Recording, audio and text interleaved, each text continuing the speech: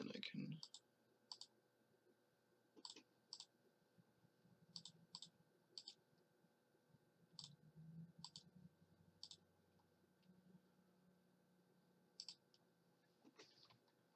Alright, I think I'm live. Yeah, you are. I'm bring up, make sure I got the. It says it's waiting for you. It's waiting for me. Yeah, that's what your thing says. Smooth streaming.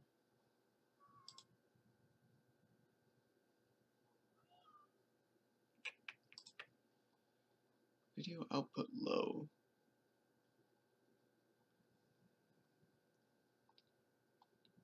Can you give me an idea what it looks like on your end? It's your screen. It says it's waiting for you. Waiting.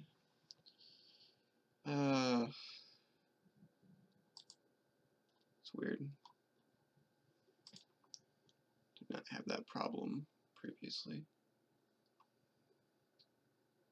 No experience buffering. Video output.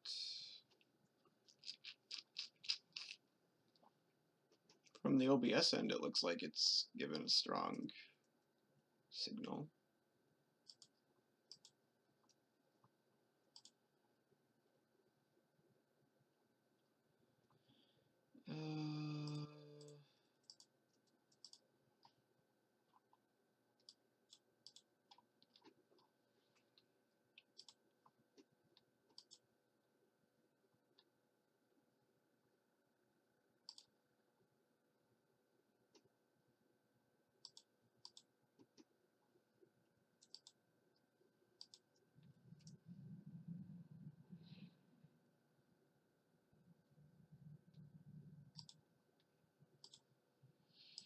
Let me go into here real quick, I guess. Guess we're doing this stuff live.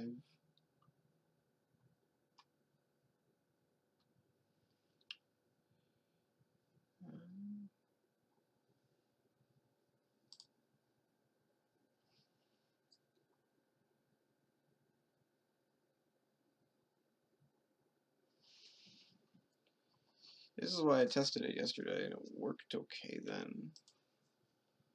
Jeez, this entire thing has just been a mess.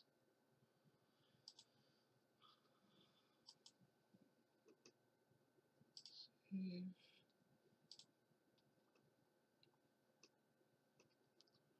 Alright, I'm just gonna, I guess, restart the stream.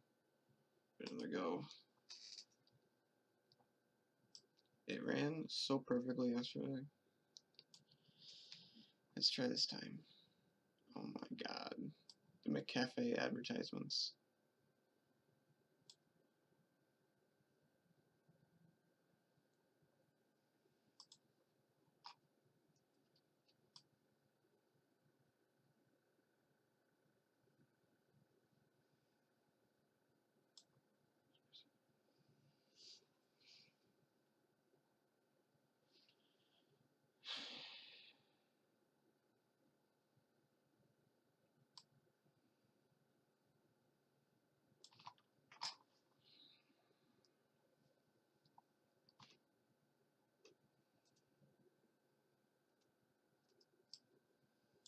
Okay.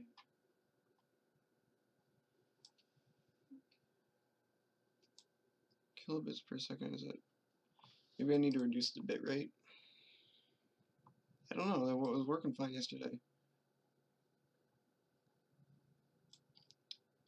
Can anyone who's watching in the chat, can someone give me an idea of if it's running or not?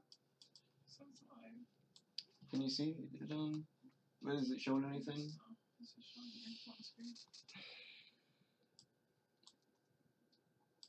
Uh, Oh, now it is. now it's Yeah, it's going. working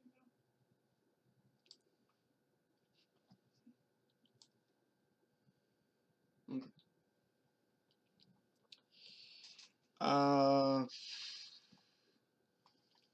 Alright, so I'm going to get started, I guess, and you guys can just tell me if it's running properly or not.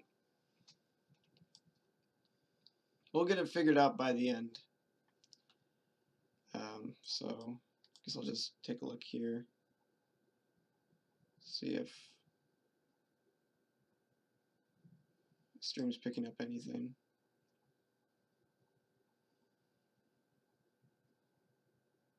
Or how much of a delay we have on this.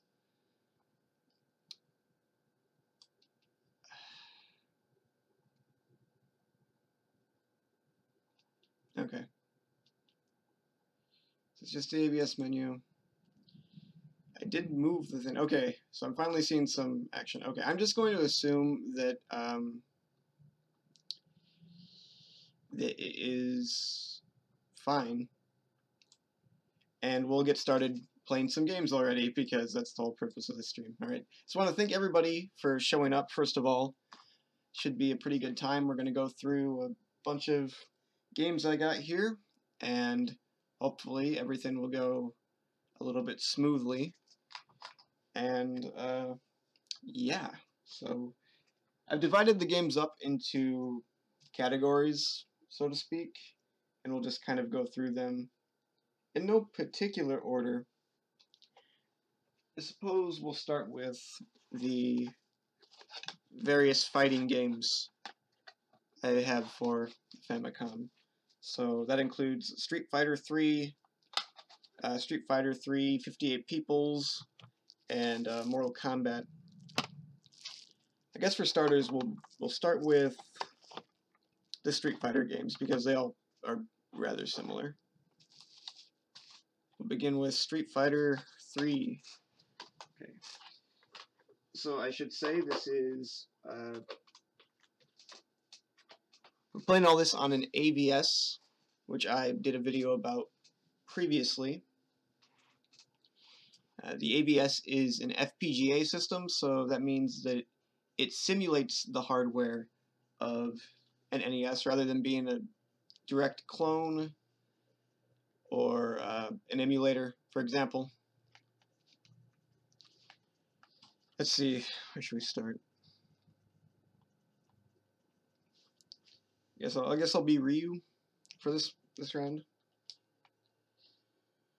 The fighting games on Famicom are, I hesitate to say bad exactly. I alluded to this in one of my videos, I think, is that I'm not the biggest fan. It's kind of impressive what they can do, but I don't know. I feel like I've played enough of this one in particular that I can kind of pull off the special moves with some regularity. Like I can do fireballs. Out of the fighting games I have, this one is one of the more playable ones. But it's essentially just a stripped down version of Street Fighter 2. It's not the most impressive one. There's no sound. Oh boy. Well, that's something to address. Let me see here. No sound.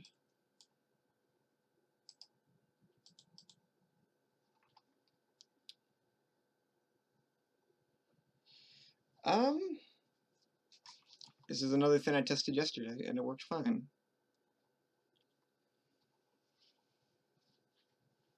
Wait. Okay.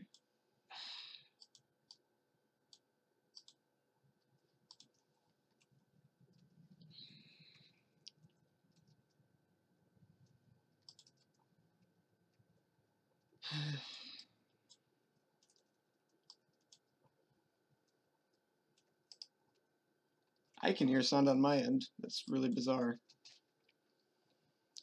But the bar is not moving, so that would mean there's no sound. Let's go into the properties. We're gonna figure this out.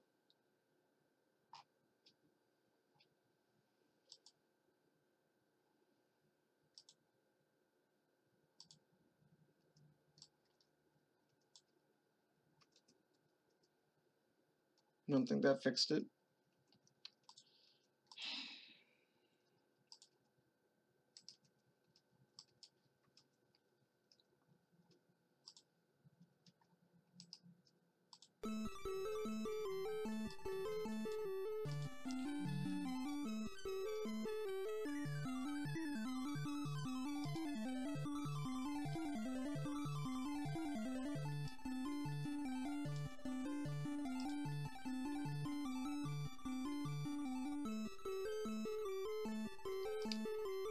I don't know what the deal is. Wait, is it outputting sound now? The bar popped up all of a sudden.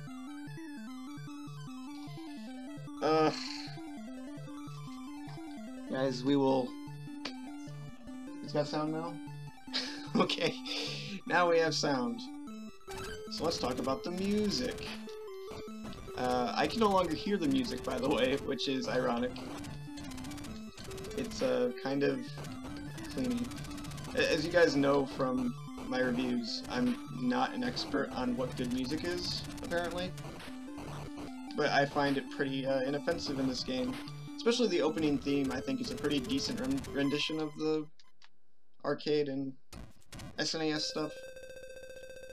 I assume that this is based on the Super Nintendo version of the game, but I can't really confirm that. Aside from that, it's just kind of unspectacular, which is something that can be said of a lot of fighting games for the Famicom, in my opinion. Even the one that people usually classify as like the standard Teenage Mutant Ninja Turtles Tournament Fighter, I think is not all that great. But that was that. That was our primer game. Hopefully the rest of them will be much more interesting, and we can get all the stream problems out of the way first. Okay, so next up is maybe my favorite fighting game I have currently. This is Street Fighter 3 Turbo 58 Peoples, which is both an amazing name, and it has an amazing roster of characters. I also just reading the chat and realized that someone picked up Somari for $5, so congratulations on that find.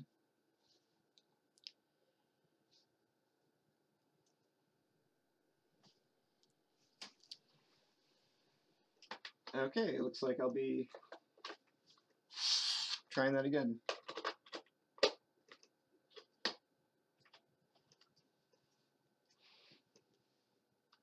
Attempt number 2.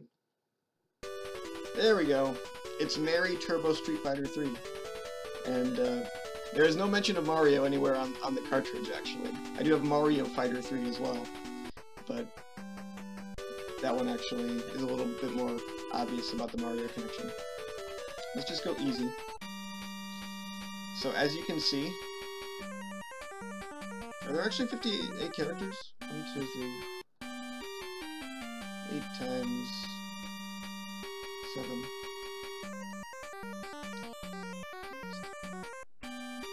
That doesn't seem right. 58? Isn't there a difference of 6 there? 1 second. Oh no. 1, 2, 3, 4, 5, 6, 7. 3, 4, 5,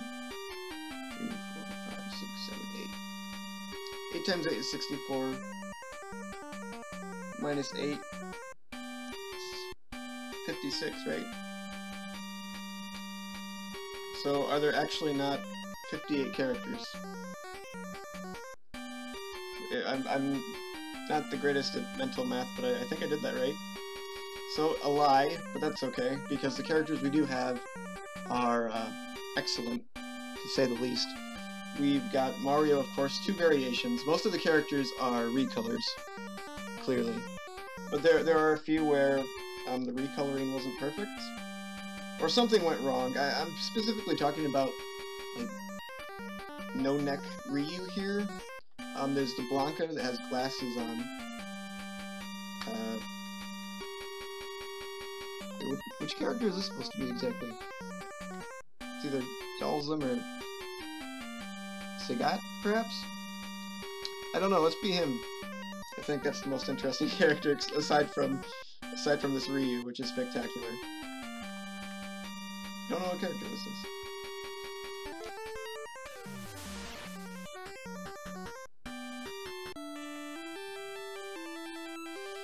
Yeah, I still need to try out Kingdom Fighters 96.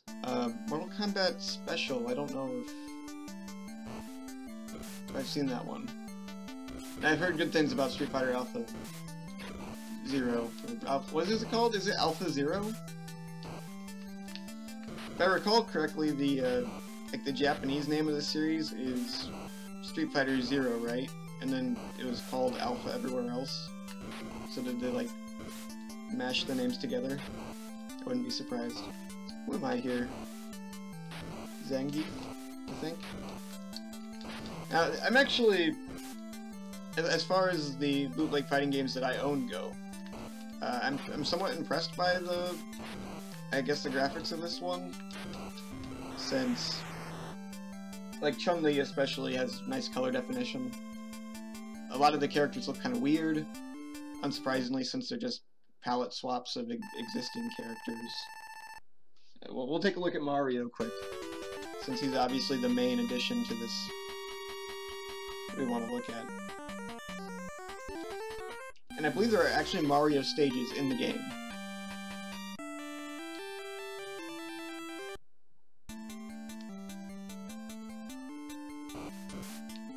So, Mario has many interesting abilities. He's got sort of stretchy arms. They obviously clearly lifted the sprite from Mario 3, and then are trying to... they either realized that Mario doesn't have enough actions in that game to reuse those, or something happened. Street Fighter Alpha 0297. Okay. Anyway, it's just, he's not a very good character. He's like, it's just bad. I have very little to say about this game. It's just sort of humorous, the character selection, and you can play as Mario. I'm sorry we weren't able to get to the Nintendo theme stage. We'll look into that. Maybe I'd have more to say about Street Fighter Alpha 097, honestly. Okay, let's look at Super Fighter 4. Get through this fighting game block quick.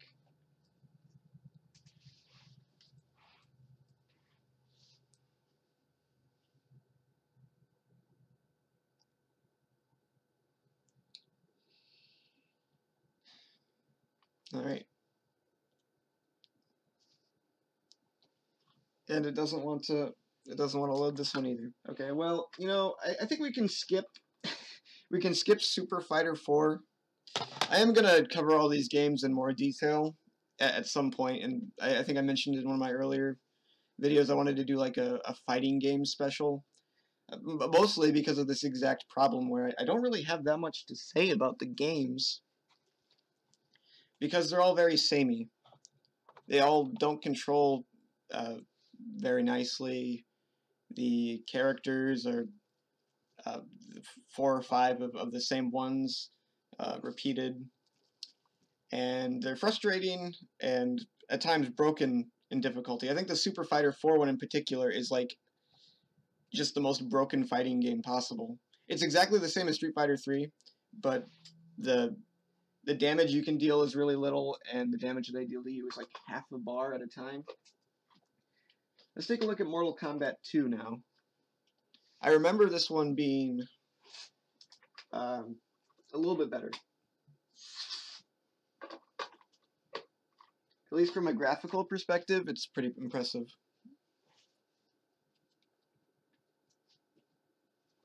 There we go. Right off the bat, nice logo. And I believe, correct me if I'm wrong, well, this looks like something that like the arcade title screen. I did play a little bit of Mortal Kombat back in the day on MAME, but maybe this is based on the Super Nintendo version. I'm not entirely sure. Was it Sub-Zero? Graphically, a lot of nice, I guess not really digitized, right? It'd be like traced artwork. Okay, how did I do that? I shot a ice blast. Oh no. But yeah, overall, very graphically nice. I also feel like it controls pretty good, especially in comparison to some of the Street Fighter ones. I don't know why that is. I wouldn't be surprised actually if they're based on a similar engine, if not the same engine. But I find this one to be just a easier to control game. and I feel more like I'm, don't worry, you didn't miss anything. The beginning is just, it's not very good. Wait a second. Is it not streaming the Mortal Kombat 2? Ah, I've been talking this whole time over non-existent footage, haven't I? Amazing. Okay, well, let's try and get that to work.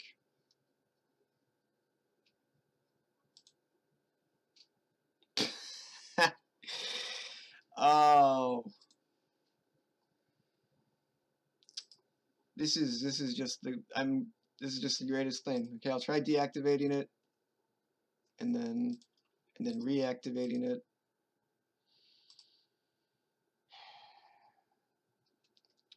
See how this works.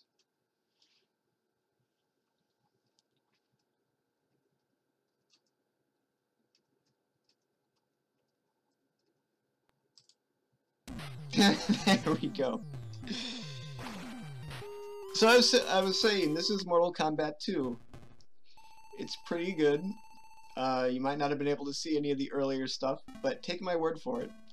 I am going to play another round, actually, because I quite like this one. Okay. So here we have Mortal Kombat 2. It controls nice, and I don't know if you can... It's kind of hard to describe controls, right? But I guess the best way to put it is that what you're seeing on screen, everything is deliberate, which isn't something I could really say about the Street Fighter games, where I was just kind of flailing around and didn't feel like I had any actual real control over where my character was going or what he was going to do. Here, I might be doing poorly, but I definitely feel like I have more control. Especially the fireballs seem easier to do even. Or I guess it's ice, right? Since he's the ice character. And all that makes this game a lot easier than the Street Fighter games, because it's actually playable as a fighting game. I might prefer this over the Street Fighter tournament, not Street Fighter, the Teenage Mutant Ninja Turtles tournament fighter thing, which is just kind of baffling to me. Maybe I need to give it another go. I've only played it a few times, but I've not been a huge fan of it. I played it on actually one of those Cool Boy carts, back when I had working Cool Boy carts.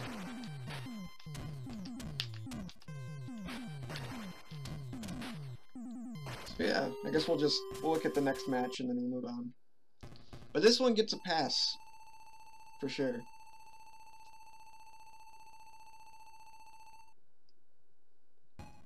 By the way, when it was doing the no video, was the audio still playing, at least? Because I think I remember the audio being, I mean the music being decent in this one.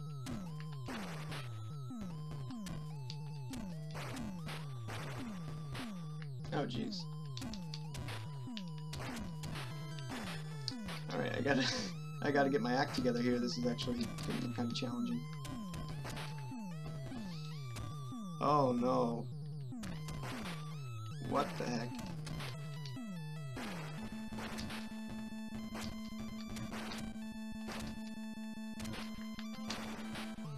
There we go. Okay, this is the comeback we've all been waiting for. Or perhaps not. Okay, well, that's enough of Mortal Kombat 2. I'm glad it worked as a radio show.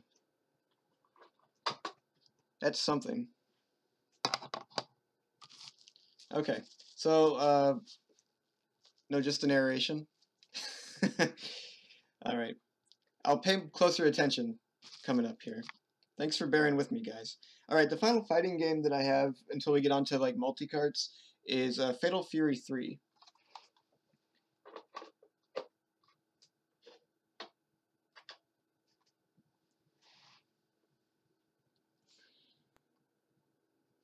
Okay, this one seems to be working right off the bat. Alright. Oh, I've never been able to figure out exactly what it means by this. But this game actually has a pretty amazing intro. Wait, again, legendary man. Let's just do a regular match. Now, if I recall, this game's like ridiculously difficult along the lines of Master Fighter 4. What was it called? Super Fighter 4, whatever. It just doesn't matter. This is the main character, right? He's the main guy of the Fatal Fury series.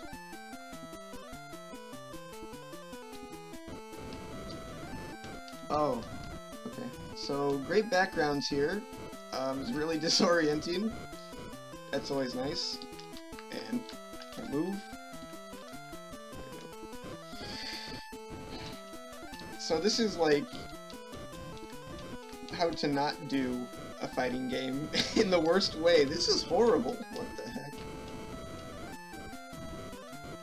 Am I still alive? Okay, now. Oh boy. It's a really disorienting background. I like the idea. And I guess they're probably just swapping between two background animation frames. But I don't know. Maybe it wasn't worth the attempt. Probably just having a static bowl in the background would have made things better. I don't know if you can punch while you're standing on the ground. It seems like my punch only works in the air. It's very effective in the air. Is that a mechanic in the Fatal Fury series I'm just not familiar with?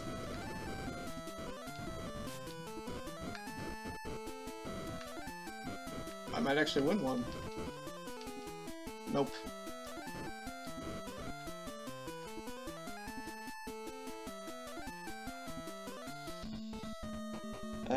You've like a fly. Your sounds annoy me. A nice continue screen, which is made out of random blocks. Hey, Adam Henry. Thanks for joining the stream. Oh, I guess that always could be maybe those are how the numbers are represented in other language, perhaps? Chinese numerals?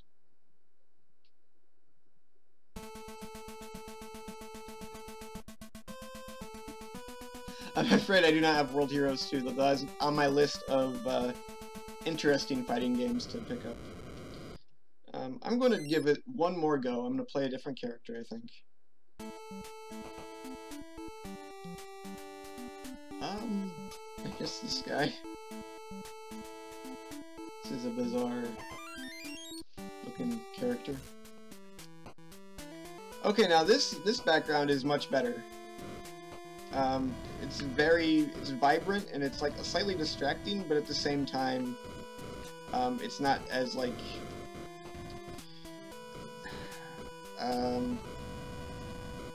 well, the background elements are clearly the background elements, I guess. That's how I would put it. Oh, I already lost? What the heck? Jeez.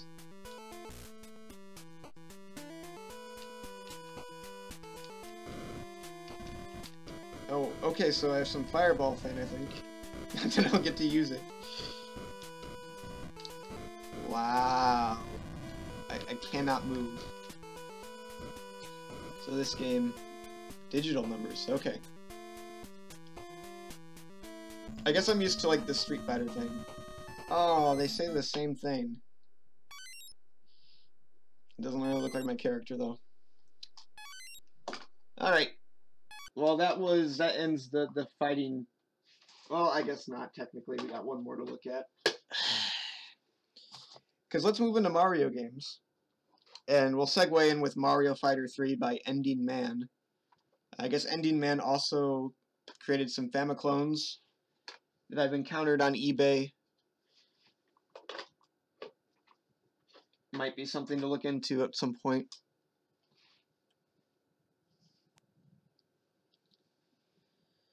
Let's do Mario Fighter 3. And you'll notice that this has the same intro as Street Fighter 3. And there's everybody's favorite. Granddad. Or Dian Shimali, I think is another name for it. There he is. Also, the font is horrible. Okay, we gotta play as Mario. Though I think Mario and Guile have the Nintendo, quote-unquote, Nintendo-themed stages. We'll go visit this one first. Oh, maybe not. Maybe I should have picked someone else. This might bring us to Ryu's stage. No, here we are. Now, as far as, like, stage theme goes, this isn't bad. There's another one that they try and pass off as the Mushroom Kingdom, but I think it's stolen from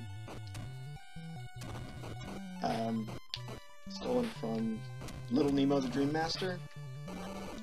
This one's much more appropriate. I'm still horrible at this Street Fighter 2 clone engine. And Mario still looks ridiculous. One improvement, though, well, I guess it still kind of happens. It's more pronounced in the 58 Peoples game, but Mario sometimes looks like he's, like, bobbing underwater.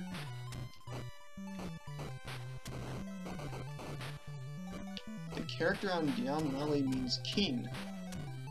I never knew that.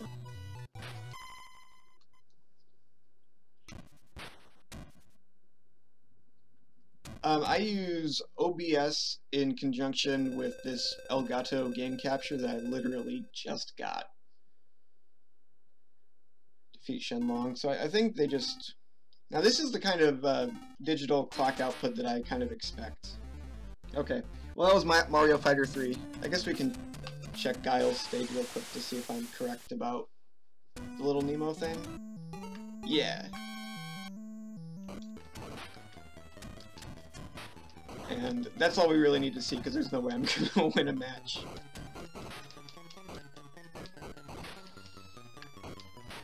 Ugh. Oh, okay. Let's just be done with that. Let's play some games that I should maybe be a little bit better at. Because fighting games clearly are not my forte, but I am a little bit better at platformers. So let's get into that with some Mario platformers. Here's what I got right now. I got Mario World, the Hummer Team game, Super Wonderful Mario, Super Kid, Somari, and then some Mario multi-carts. Let's begin with one of the multi-carts. Because I like to save the good stuff for later.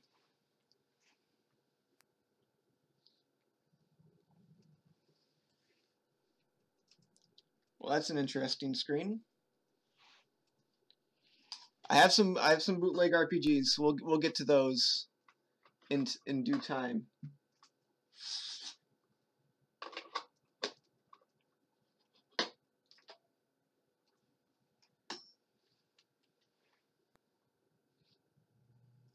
Okay, so here we are. This is a Mind Kids 7-in-1. It's a pretty good Mario multi-cart. I would really like to find one that has 1 through 17 or whatever, but so far I've not. There is one called Mario Party 2, I think, or Super Mario Party 2, that has Granddad and 4 and some of the other rarer ones. But as far as the standards go, this is not bad. Also, an interesting fact for those of you who caught my Wisdom Tree review where I looked at that multi-cart. This Mind Kids company actually manufactured, or seemingly manufactured, the PCB for that reproduction, because I opened it up and looked on the inside and I saw this logo, and that was a bit of a surprise, honestly. Let's start with Mario 3, because this is actually sort of an interesting version of the game. So as you're about to see, this is not Mario 3, but in fact, simply 3. But that's not really the interesting part. And this is something I just found out about recently. There's an item select mode. So you can bring Frog Mario to World 1. Which is a little bit incredible. I don't know if you can get the flute or anything. Maybe I should check that. I'm not sure this is the most interesting Mario 3 variation out there. I know that there's one with Chinese text that seems kind of cool is in a Kinemania video. I think he talked about it. I have no idea where to find this ROM at. This came with the 8-bit HD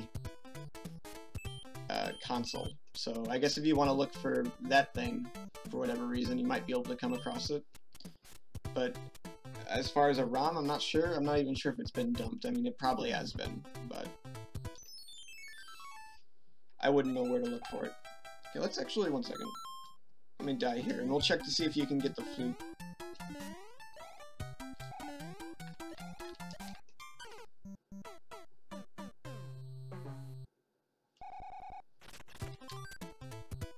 Frog suit, Tanuki suit, Hammer Brothers suit, Cloud, Helium Star, Anchor, Hammer, Flute. Nice. I wonder if there's a way to like spam the flutes. Because I'm going to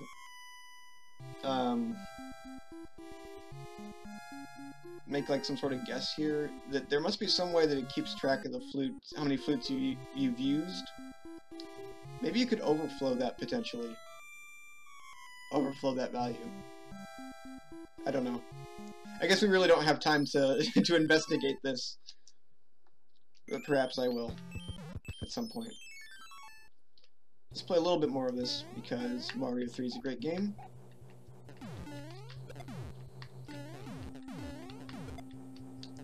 We all know Mario 3 though, so I guess I probably should move on. It is great though. Okay. Mario 2 is, I believe, just regular old Super Mario Bros. 2, so we could probably save that for a little bit later. Mario 6. It's everybody's favorite Tiny Toons Adventure ROM hack. Now this is like an interesting example where I actually encountered this in the wild. A few weeks back at a mall, they had a, I think it was like a Cool Baby NES Mini knockoff thing. And this was the game that they were using to demo it, which I found a little bit ridiculous, but it interested me at least.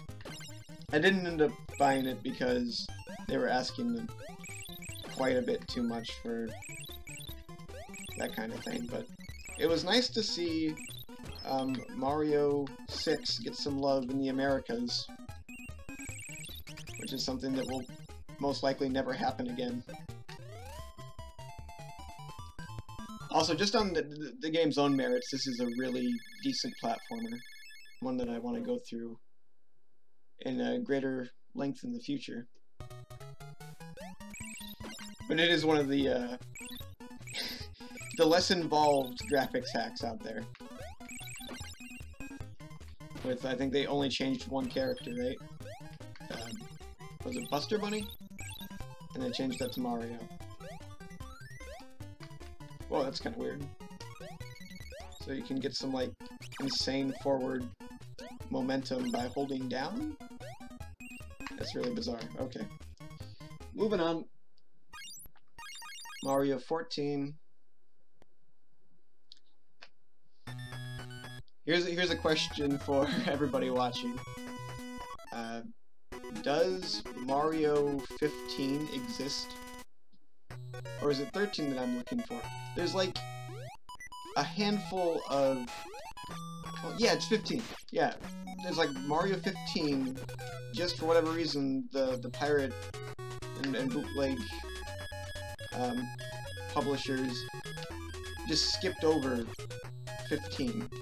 And I've heard rumors that there's a Mario 15. I think on the Ka4E3 page, they have a list of all the Mario ROM hacks. And they list a 15 there, but I've never seen any evidence that it exists. And I've been wanting to do a Mario about a video about these bootlegs, so it'd be nice to know.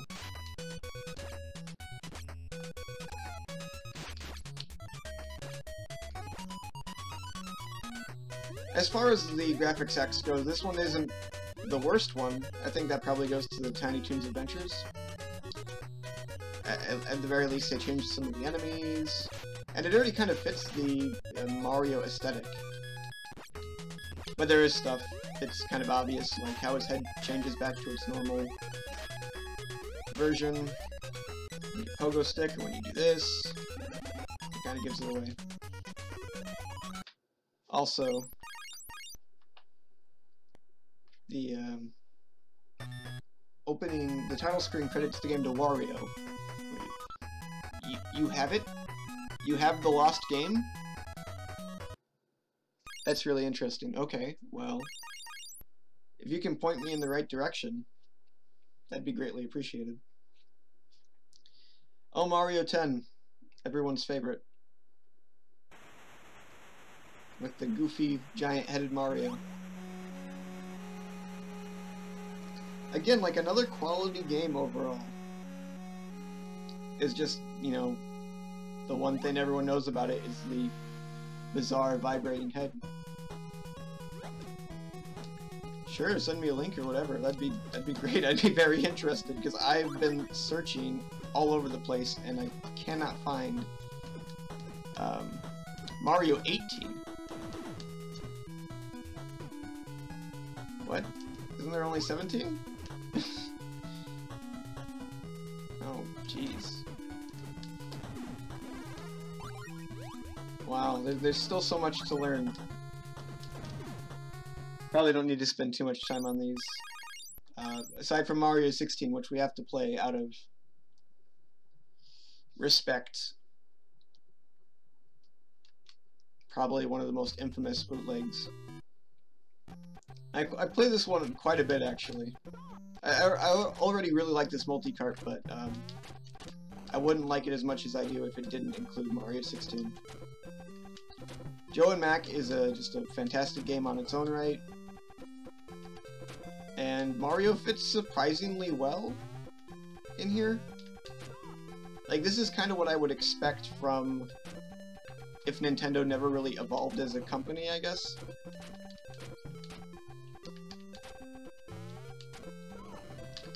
It's like the equivalent of a sitcom that's been on the air for far too long, and then they start having all sorts of weird scenarios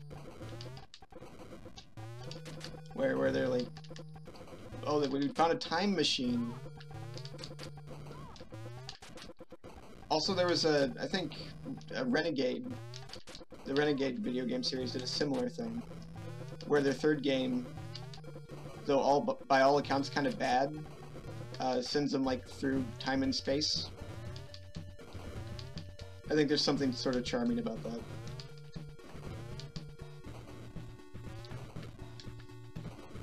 I exploded the dinosaur and I won.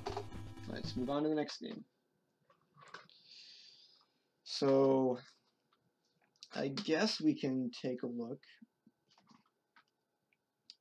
at Somari. Exactly like The Simpsons.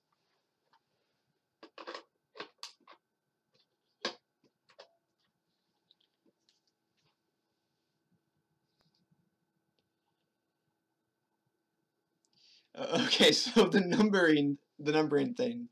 Mac Derby has a wonderful question. I'll read it, so when I archive this, people will know the full context. It says, why do they bother keeping a continuity in the numbers for the Mario bootlegs? That is a fantastic mystery. I suppose it probably served their purpose somewhat, I guess, but at the same time, they didn't exactly. I think there were 2 Mario 14s, for example, and instantly died there. And Mario 5 is just Mario 2 is another example. Like it, I think maybe just so they can distinguish the games on the shelf, maybe, would be the best reasoning that I can come up with. The Kinomania video does like a really nice job of sort of describing the Mario situation in Russia particularly.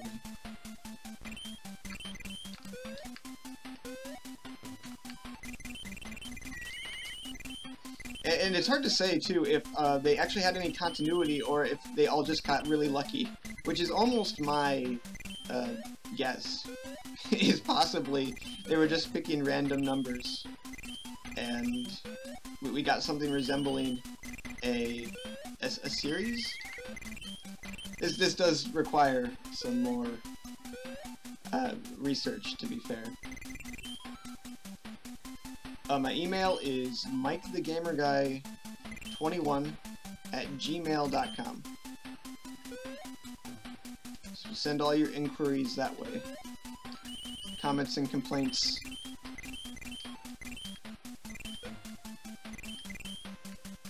So Somari, as I've previously mentioned, is like something that grows on you a bit over time. I used to not be able to stand this game. I couldn't make it through the first level when I first played it. But now I'm getting decent at it, at the very least, and I'm really beginning to appreciate it. It's one of those things where I really need to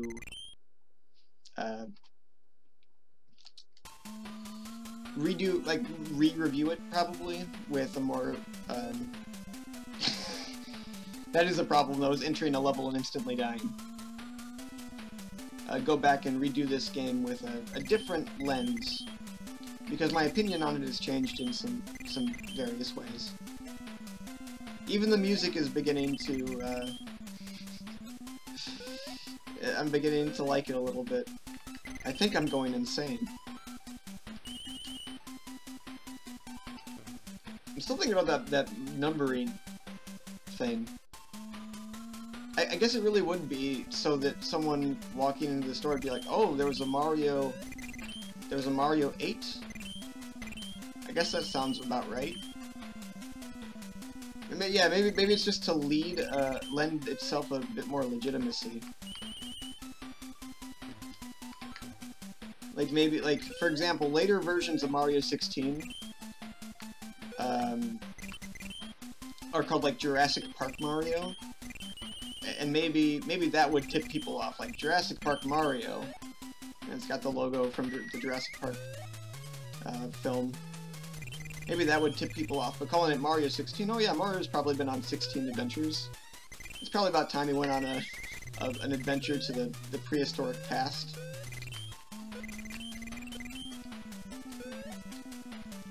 Well, one thing I really like about Somari is the vibrating background flower. It's just really fun. This game is very lively. They're able to get a lot of life out of this 8-bit system. And sure, it's not like obviously Genesis quality. Like comparing the two would be a little bit silly, but still their attempt is really admirable.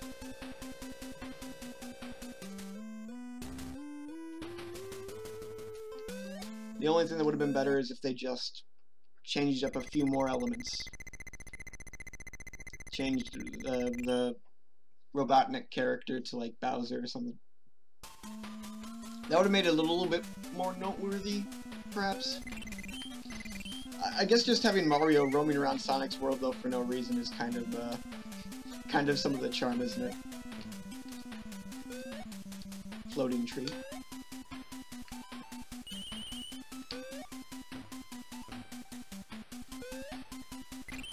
Let's get to try and beat the boss of this area, and then we'll move on to the next game, and I'm doing really bad now.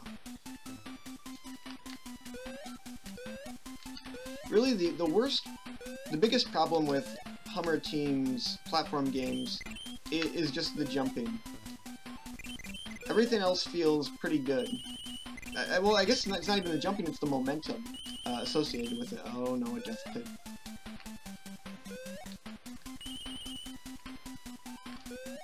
Where you actually want to avoid collecting rings, otherwise you'll just be stuck down there longer.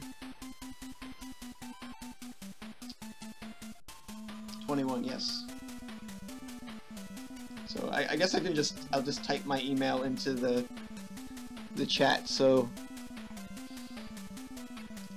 that it's there.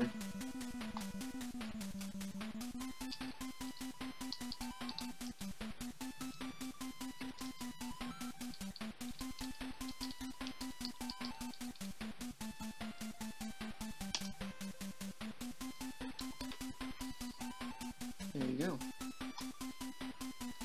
Wait. Oh, okay. I forgot I paused the game, and the fact that Somaria disappeared was troubling.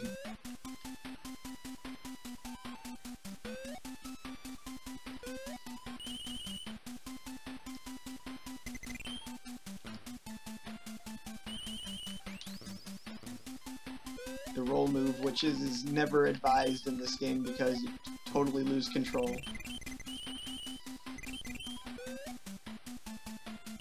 Okay, well, I fell in the same death pit twice. That means it's time to give up. That was Solmari, though. Fun game, definitely worth returning to at some point. I guess we could play... Well, let's play some Super Mario World, as it is my favorite.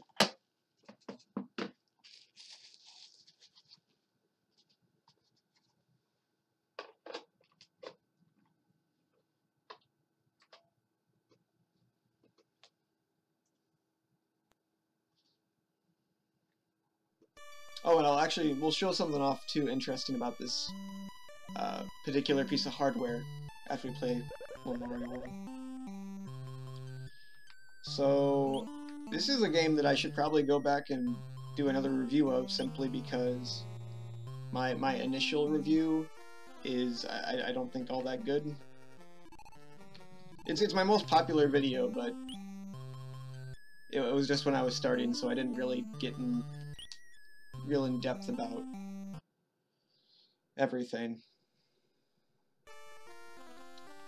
Mario Multi-Kart for less than $1. Really? Shoot. Oh, and you get to see Mario's body at the top of the screen,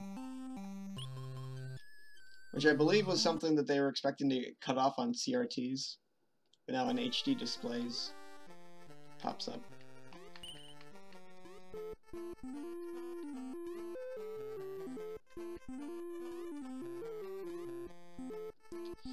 I think overall, bizarrely enough, I reviewed this game like 3 times, and now I'm saying I need to do it again.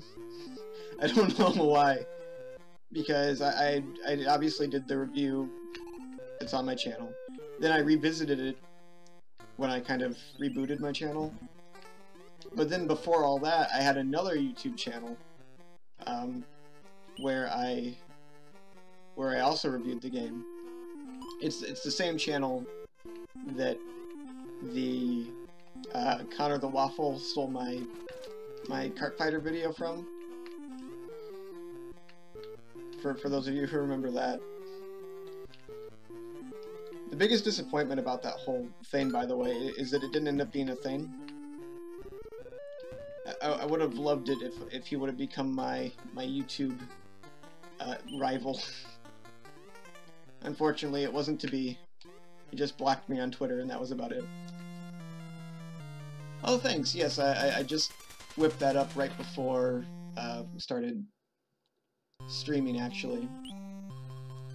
It's my YouTube banner, and I was gonna have it like be in some funky colors, but I'm like, I think black and white would be better for the stream so it doesn't get too noisy. And so I'm just going to say it again here now, because this song in particular I think is pretty good. I really like the music in this game, because I'm a crazy person. We have Yoshi, who might be the most accurate looking sprite in the game.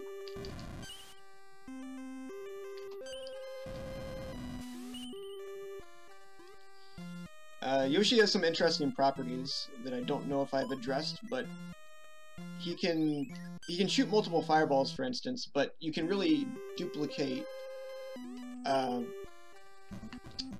duplicate whatever item is in his mouth. So if you have a P-switch, for example, I should be able to show that actually, and you eat it, you can spit out multiples. And eventually, at least on an emulator, the game will crash if you spawn too many. So let's just spawn a few.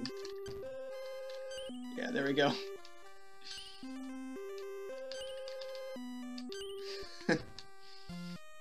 Yeah. I'm sure there's some glitch opportunity here. Anyone who speedruns this game, maybe you could find if there's a credits warp.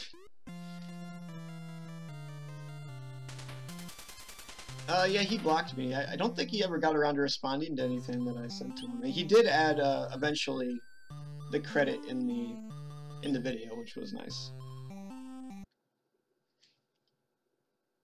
Like a Pokemon multi-cart? That sounds interesting. I've heard of some Korean Pokemon multi-carts, which are kind of cool. I think they're mostly just, oh wait. I was a little bit worried there. I think they're mostly just graphical hacks, and generally what I'm more interested in is, you know, pirate originals, but still sounds interesting.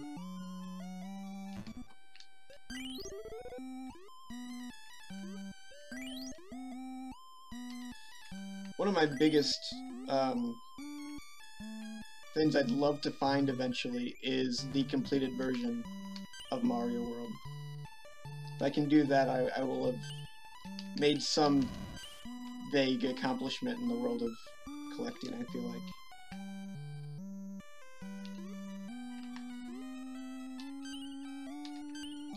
There's actually an opportunity a while back to get a reproduction of the completed version of this game, which was sort of spectacular actually, but ended up not going for it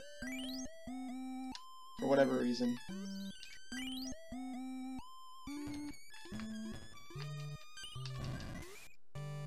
Maybe in a way I kind of want to keep the dream alive.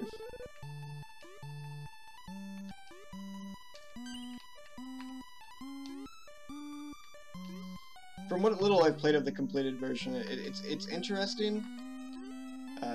Still kind of, even the levels in that game are even a little bit more difficult than the ones here, which can be kind of unfair at times. Whoop! Sorry, Yoshi. Just particularly that third castle is what I'm thinking of.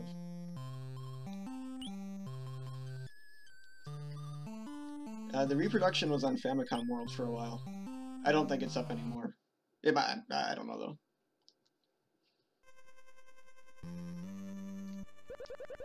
Glitter Juggin, don't you have a didn't you get the reproduction? I feel like you said you did. I don't think I've ever seen like an actual, like, just normal person with a 45 in one cart. Like there's a picture online of what the cart looks like, but it looks like it, like, really professional scan or something, or maybe even it was even taken from some other source. I don't know. But I just haven't seen one like sitting around in the wild, or anyone on YouTube who has one.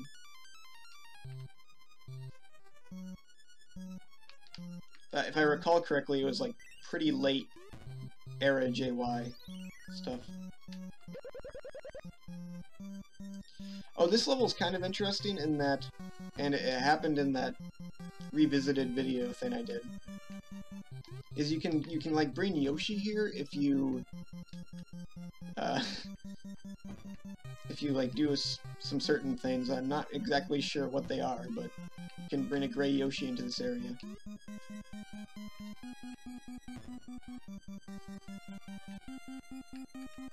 Oh my god. Also, is it just me, or can you not, like, hit the Resnors as Big Mario? Because I have never had any luck with that.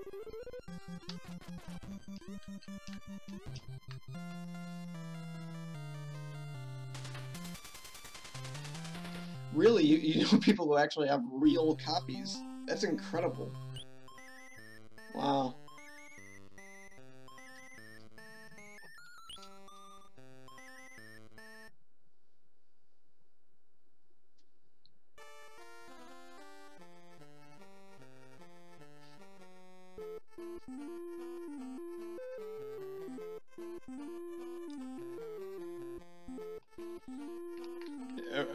Are we talking about the Connor the Waffle still in terms of how many of the games he reviews he actually plays? Because I completely agree with that. And, like, granted, I get what his deal is too. Like, if you look at his other content, in a way, I sort of cherry-picked, because, I mean, he talks about bootlegs pretty often, but it's clear that his real interest is, like, game theory videos and that sort of thing, which I'm also not a big fan of, personally, but, like, I get, like, the young person YouTube thing, kind of, there's, like, a formula that you gotta follow, so. I blame him and I don't. Can I get the cape here to work? There we go. See the JY logo? Oh, that reminds me, guys. So, those of you who are, like, really deep into the bootleg game stuff, on the Bootleg Games Wiki, it claims that, or at least it used to, I tried to make an edit, I don't know if it went through, it claims that the JY logo doesn't display properly on the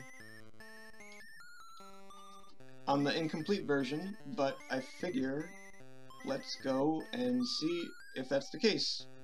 And I know that it isn't, so we're just gonna basically test this out just to prove it. So let me look that up. Also, I did have some other games that I was hoping to show you guys today that I had ordered, but I don't think they got here yet, so we're not going to be able to look at those. But they seem kind of interesting, and one of them was undunked, though it was probably just like a graphics hack or something. I guess it's unknown whether it was dumped, I should say.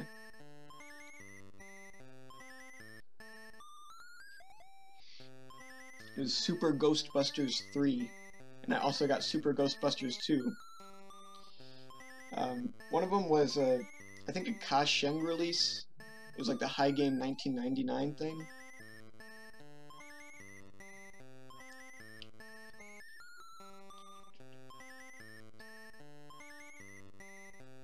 Trying to scroll through here.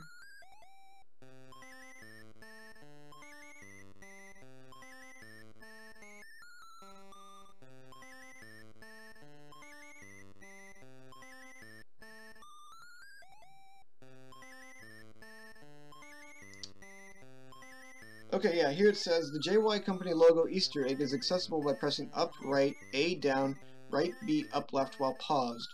The logo is garbled in the incomplete version because it uses an incorrect graphics bank. So, I just want to demonstrate here that is not the case.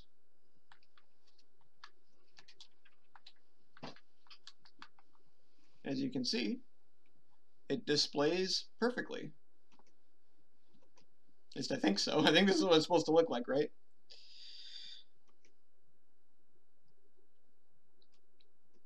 So there's that. But I want to show you guys, the reason why I ended it there anyway, is because I want to show you guys something else about the AVS here and Super Mario World. Because this machine's kind of interesting, and it can do some nifty stuff. So if we go over here to video options, I think. There's an extra sprites mode, which allows, I think, up to 16 sprites be displayed on the screen at once. And if we turn that on, we will see that Mario World behaves slightly incorrectly, and it's vaguely amusing.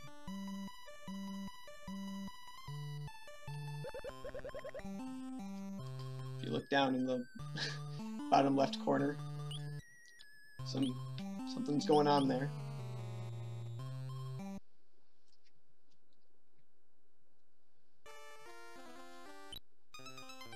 Oh shoot, I died. I wasn't paying attention.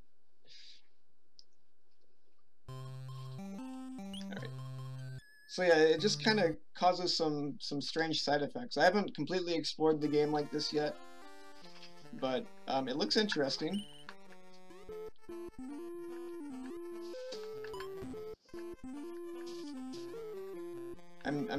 Well, like here, this part actually looks fine. Okay, no, they don't have any bottoms now.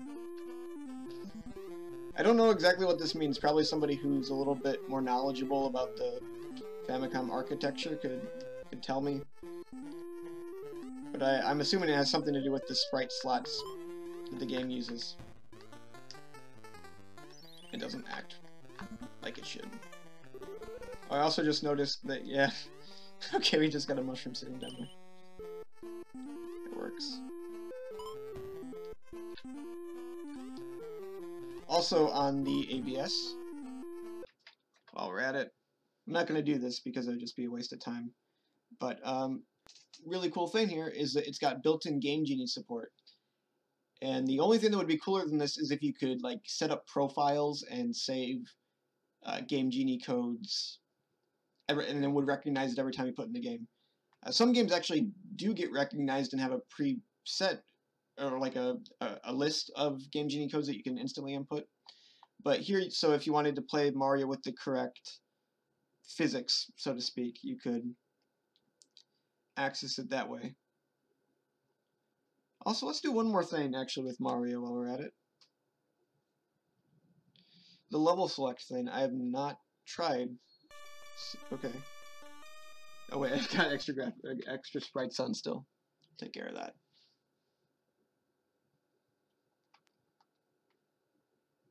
Wrong.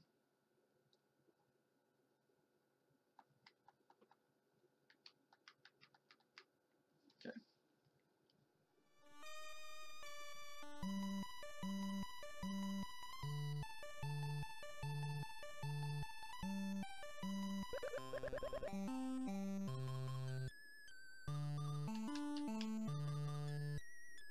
Hey, look at that.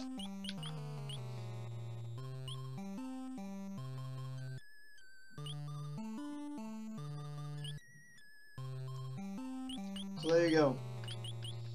I wonder if there's any way to access the other levels, because it says that the other levels are present in the game, but are mostly broken. But I would not know how to access those. I'm guessing there must be a Game Genie code to do that. But I suspect that no one knows what it is yet, if there is one. Also, I should ask if the audio balance is okay, because I really don't know. I guess I should have asked that about an hour ago. Perhaps someone would have already said something if it was bad. Alright. Maybe we could attempt the final level. Keep on putting off having to put this one down. It's just a joy. It's a joy of a game. This and Donkey Kong Country 4. Which I still need to get an actual cartridge of, by the way.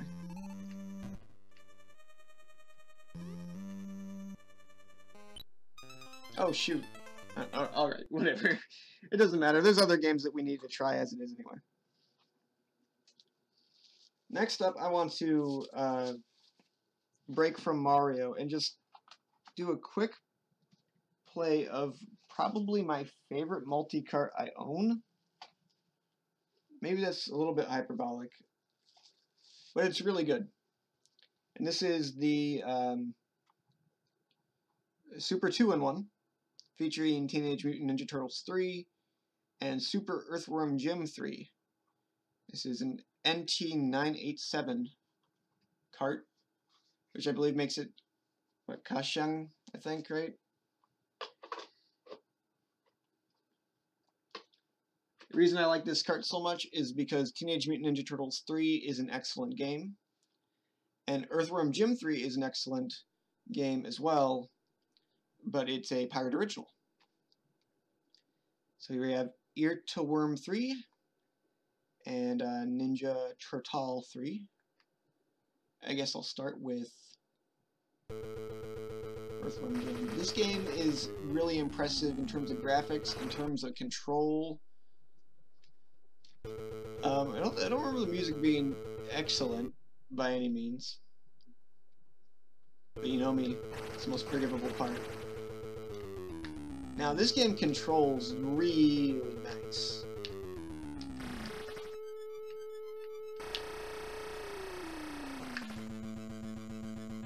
This is one that is like... I mean, a lot of people, there's always, you know, there's the phrase, for a bootleg, right? We've all heard it before. This one is where you don't really even need to go into that territory whatsoever, because it really... It just feels like a real game, I guess. That's not even exactly what I mean. But my point is that it's really high quality. If someone didn't know that Earthworm Jim 3 wasn't a real thing, they would play this and never expect that it was a Chinese production that came out in, like, what was the card say, like 1997, I think?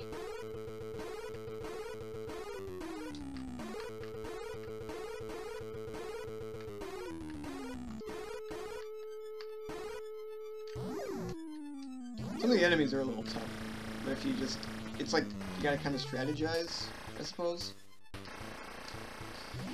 Otherwise they do that. I knew he was gonna do that. But I walked like that anyway.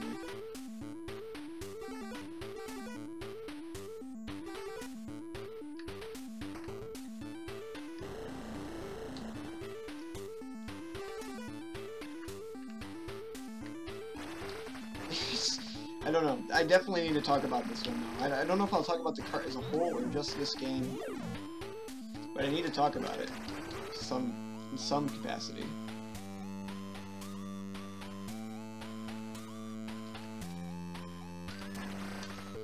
I played the Game Boy Advance version of Earthworm Jim, so I can't really speak on the Super Nintendo version or any other versions of the game that might have come out. But from everything that I can tell, this is a fine version of the game.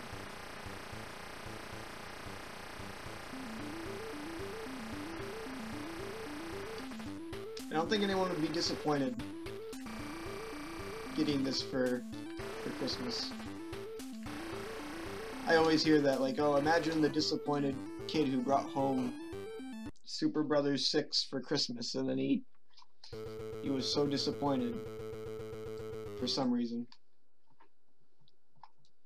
You could not, in good faith, make that argument for Earthworm Jim 3, and I will keep playing it, but some other time. Let's move on to something. I think someone requested RPGs earlier. We'll do a little bit of RPG stuff.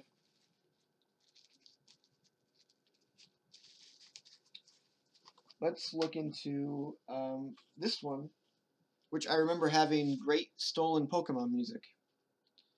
This is oh shoot, I can't remember what it's called in Chinese. It's Minish Cap. Legend of Zelda Minish Cap. And those of you not familiar with this version, it is an RPG with like turn-based battles and everything. Oh yeah, that's right, this is the Phantom Hourglass version actually, which is just a title screen hack. So it's the same Minish Cap game with Minish Cap story and everything, but with this different title screen. So, yep, looks like I have a save file here. We got some items. That's an item. Nice.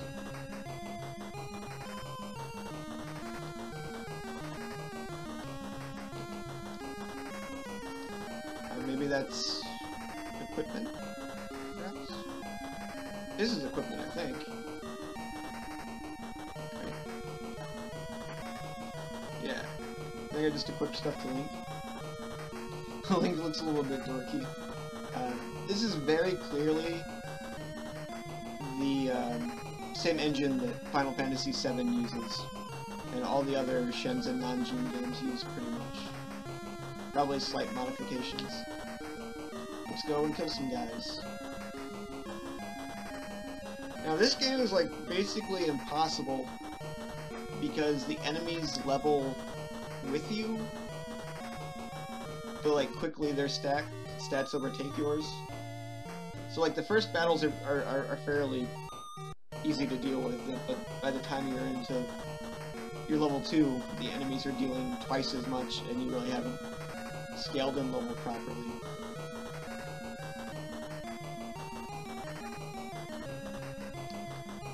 Can't go that way. Zelda's Shin Shi Maozi. Or something along those lines. I think we'll start encountering guys in this area, probably. Yep, there's a Chew. Looks like we're level 3, which is probably not a good sign. Well,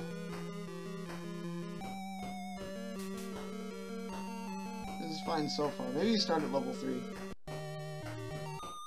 find out.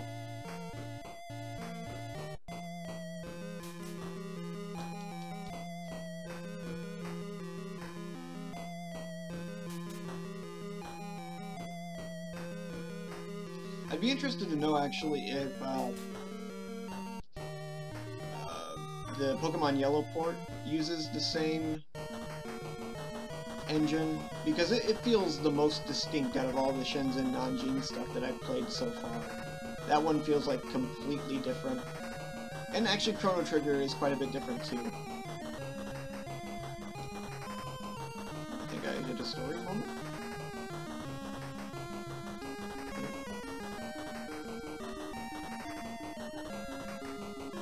I feel like I accomplished something really positive. Nice thing about Final Fantasy VII and Final Fantasy IV, it's Ragnarok, by Shenzhen Nanjing, is that they're pretty linear, and you always feel like you're on the correct path. Is it better to run? Maybe I'll try to do that then. It kind of defeats the purpose, unfortunately. Those flying guys. Oh, I missed. Oh, they missed. Oh, I missed again.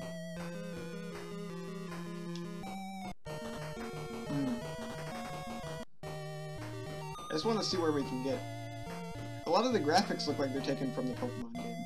And perhaps the Harvest Moon game as well. Is that a dinosaur egg? Or slug?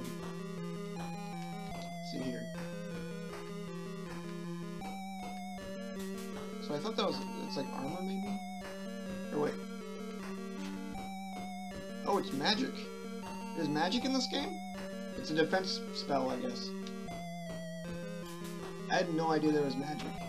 Oh, of course there is. It says MP right there. Okay.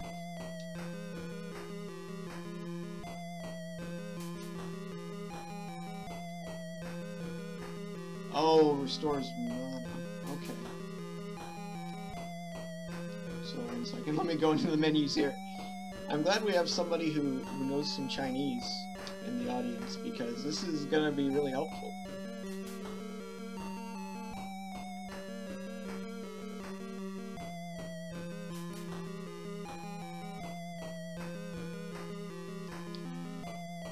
Of course, my tiny brain might not be able to make any sense of it.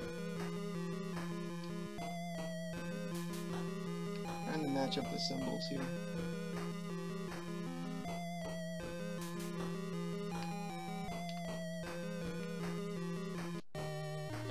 Oh, okay, well, whatever. Blocking the path there. Oh boy. Isn't this exciting? I thought it was a defense spell because I started dealing this damage. Oh shoot. Oh, what was I thinking? Huh. Well, that's Phantom Hourglass.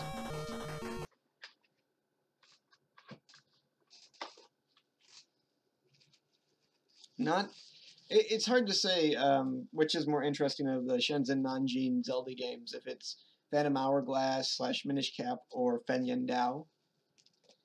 Fen Yen Dao's kind of garbage, in my opinion, because it never seems to work for me, but It definitely is more of a accessible game. How about we do some Chrono Trigger?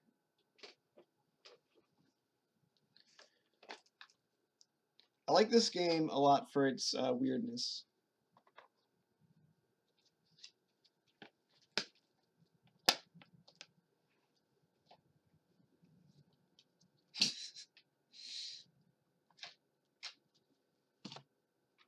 Mishealing yourself. That's the charm of these games. They don't follow conventional rules.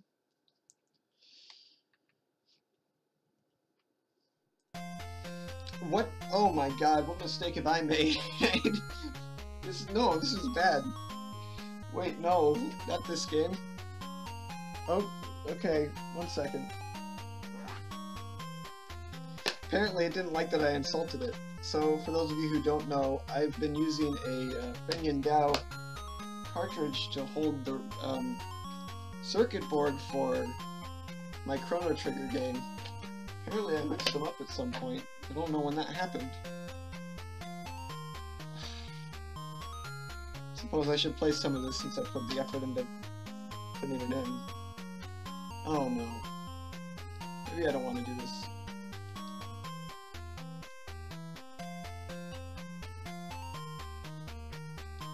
On the Famicom, this cart goes completely insane.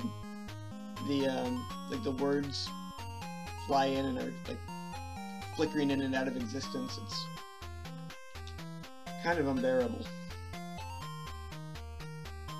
Even though the ABS and the also the retro 8-bit whatever thing play this better, it still has the same issue in that the dungeons are all glitchy and you can soft lock yourself. Also, their method for displaying text is strange. I mean, it's worth saying that, like, Shenzhen Nanjing really wasn't responsible for this one as much as they just published it. So stupid stuff like this, which is the most aggravating thing ever, can't really blame them for it.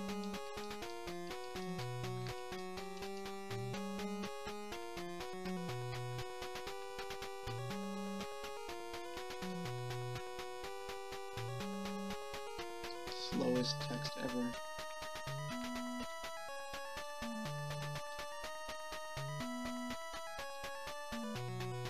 By far the best Zelda game I've played on Famicom, and I think the last one that is out there is Wyzing's Link to the Past, which is sort of a mini masterpiece.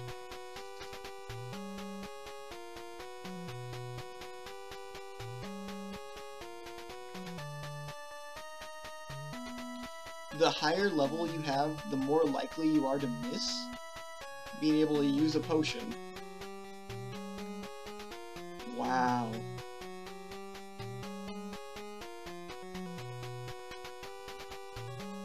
Shenzhen Nanjing RPGs are like this close, like just a smidge away from being legitimately enjoyable. But they're always held back by something. In the case of Final Fantasy IV, is the game's like perfect pretty much up until that final boss, which is a nightmare, in which you are completely under leveled for, and it doesn't make any sense for healing.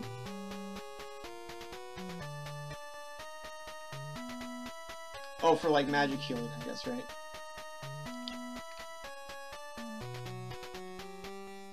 As opposed to like a potion.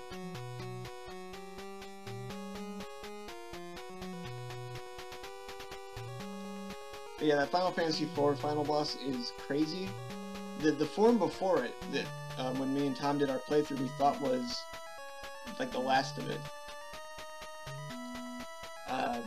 took us like 2 hours. We timed it. 2 hours to beat. And then it's like, here's my true form. And we persisted for jeez. I want to say around 4 hours, until we were completely exhausted of options, and we had to give up. Which is the least satisfying thing ever. Like, I don't have a problem dying to a final boss, or, you know, making some sort of error, but just having to give up because this is so stupid. Why didn't they just put another rock right there? It would have been fine. Or just losing because or having to give up is disappointing.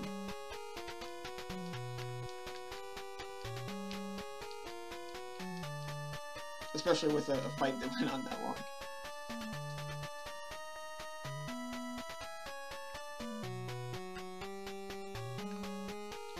Oh, hooray! I'm glad we get to see this live. Did everyone enjoy that? Where even am I? Oh my god. Whatever. It's Fenyan Dao.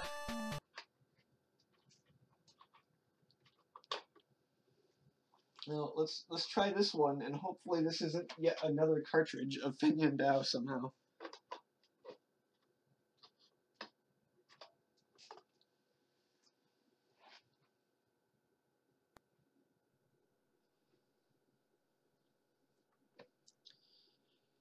Looks like I'm meant to blow into it.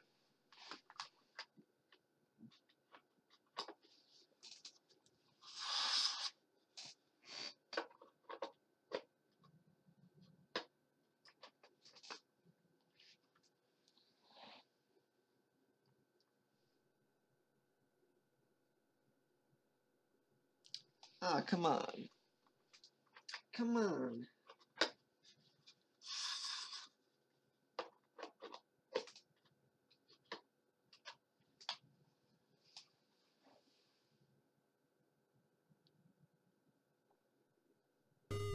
There we go. Now this one does have good music. I can recall that for sure.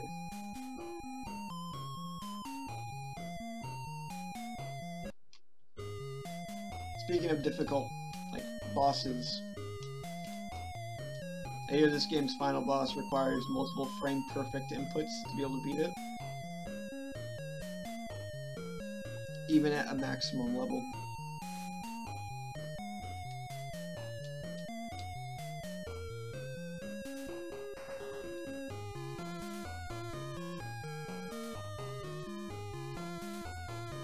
Also, I just like to appreciate this walk cycle. And the fact that we live inside a Pokemon Center. It's all good. Also, if Final Fantasy VII is linear, this game is, like, somehow more so. The level below linearity. Yeah, I should probably do that, I guess. I don't even know if I needed to blow on the cartridge, honestly. It's just like an instinctual thing at this point. I probably could have just reinserted it a few times and got to line up better. Okay, here we have a shop. 50 HP, 200 HP, 500 HP, some MP.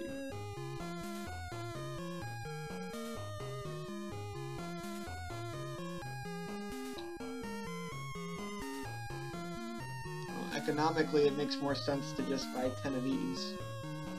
But then I guess there's always the chance that maybe I'll need to restore a bunch of health on one turn.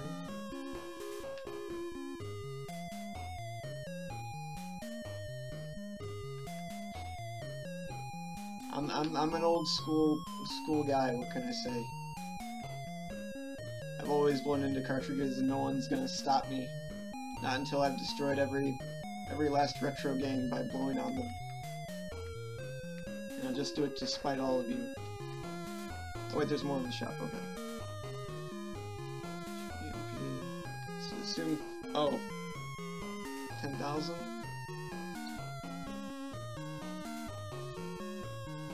This is either 200 HP or maybe it means 20 HP when you hit 0 life. Buy some of these, I guess. Maybe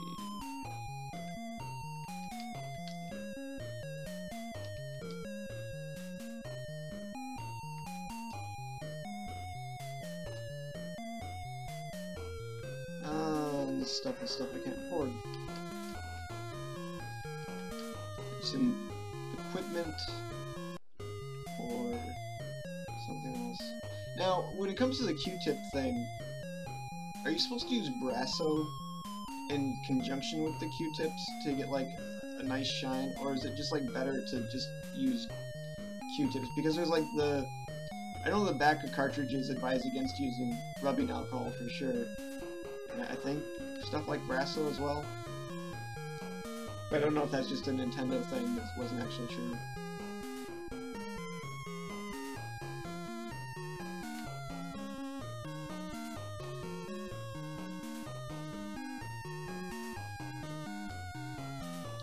I think we walk back over here and all of a sudden there's something there.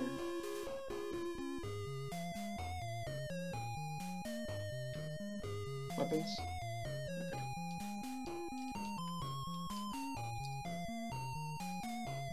Makes sense.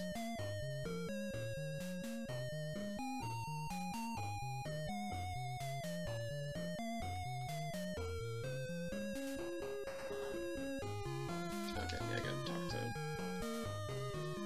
Meryl again? Should probably play through Chrono Trigger. That'd probably be a good idea. The actual game. I think I've played through this opening a few times.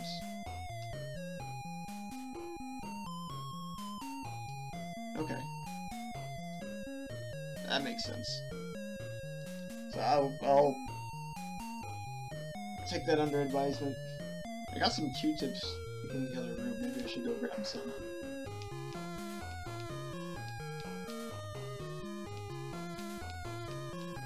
I just want to get into a fight so I can show off the battle system, which is actually really interesting in this game.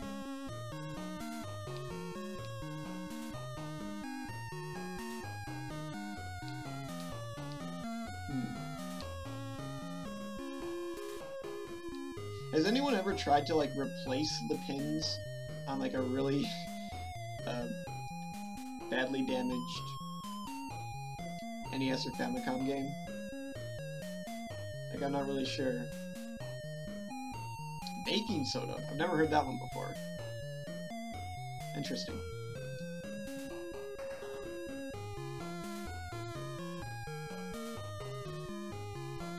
Like, I don't know how exactly you'd go about it, other than putting some sort of metal material or something.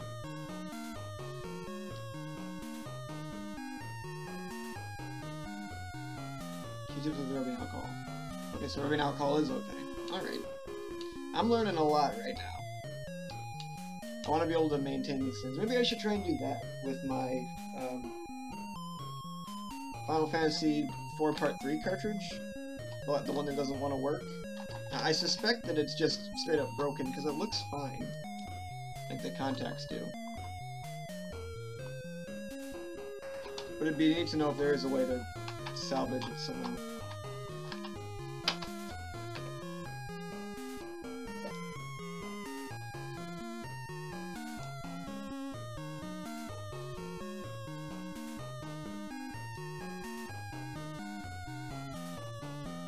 Okay, baking soda on corroded pins. After the stream, I'm gonna take notes of all this. Yeah, here we go. We're gonna fight finally. Against a floating head, a slime monster, and an octopus. Or a little man with a shield. So, this is like a timed battle system. I believe the actual Chrono Trigger uses something similar. So you only get to attack once your bar is full.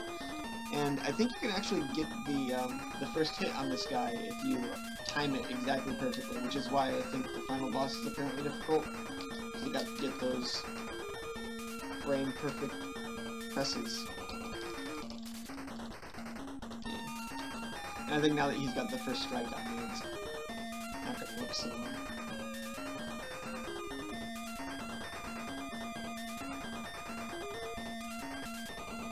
This game has quite a few interesting enemies in it.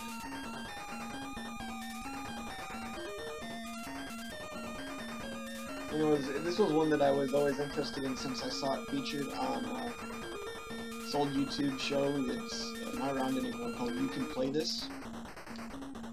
They did an episode on pirate.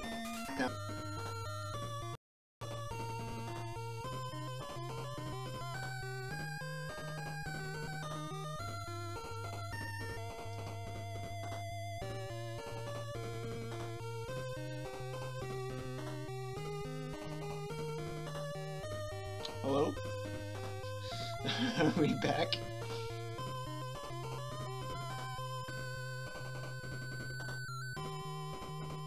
I think we're back. If you guys want to confirm for me that we're back, that'd be appreciated. I want to say we are. Things are looking good again.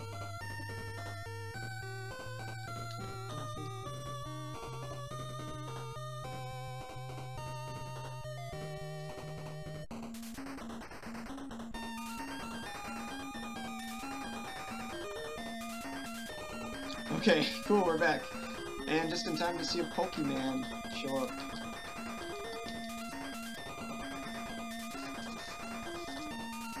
What is this, Rhyhorn, I think? Green Rhyhorn? This is not the only one in the game. And I think, what is this, like 38? Number 30, look at the box. This is the 38th release by them.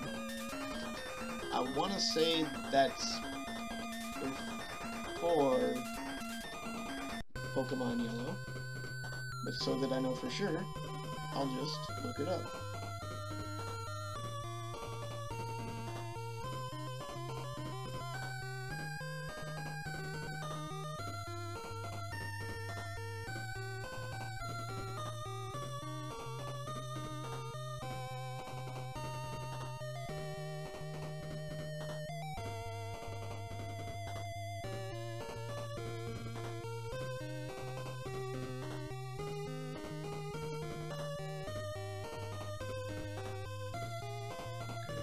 Open it up.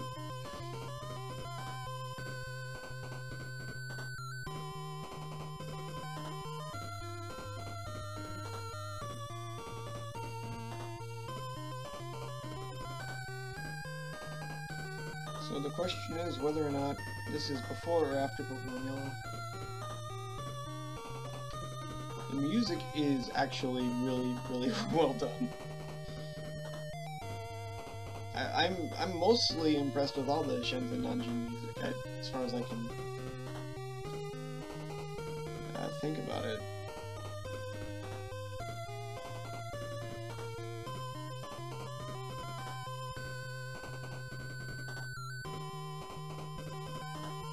Yeah, so Pokemon Yellow was 8 games later they released that one. So I mean, they could have been being developed concurrently, I guess. Here we go, it's Beedrill. Looking much more properly colored than Rhyhorn. I think Haunter's also in the game.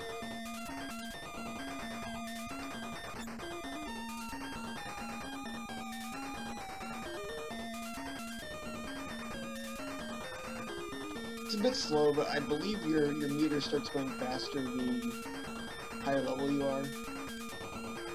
So that helps.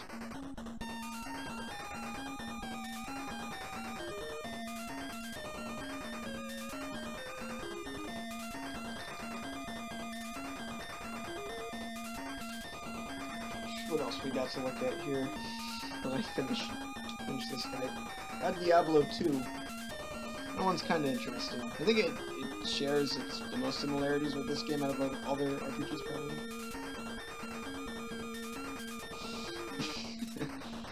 Eighth gen Pokemon is this game. They need to reinvent that franchise. It's gone stagnant. They need to add time-based battle mechanic and swords. Alright, let's look at another thing from Shenzhen Nanjing, something they don't usually do.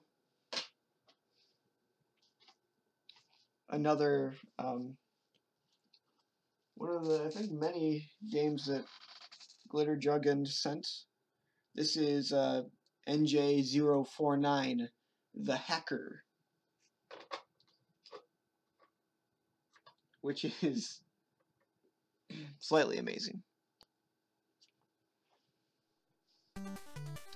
There he is, the hacker himself. And some Chinese. It disappears instantaneously. I didn't actually hit anything there. And it's up to us to collect CDs and go through this assumingly Microsoft building. There's Internet Explorer stuff, which is kind of perfect.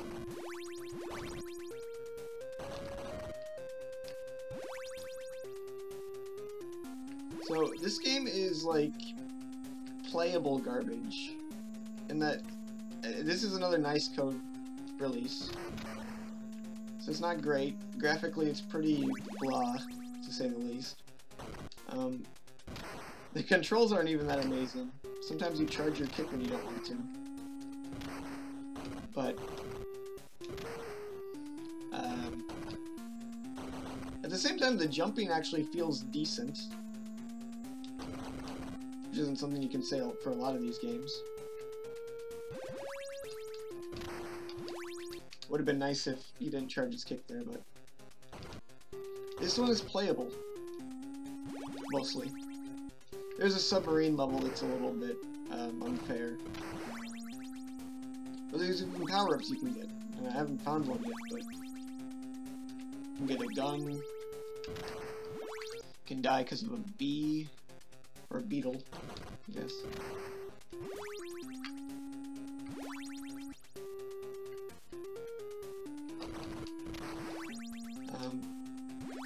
The game's title screen and the cover implies this is based on The Matrix, but I died in the same place.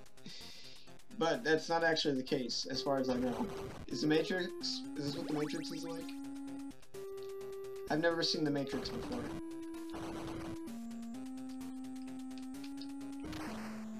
But I'm pretty positive that this isn't what The Matrix is about. Even if it probably should be. Not this time. Yep, I died again anyway. Okay, it's The Hacker. How about we play something that I am actually a big fan of now? This is one of my favorite games in my collection currently. It's Toy Story for the Famicom.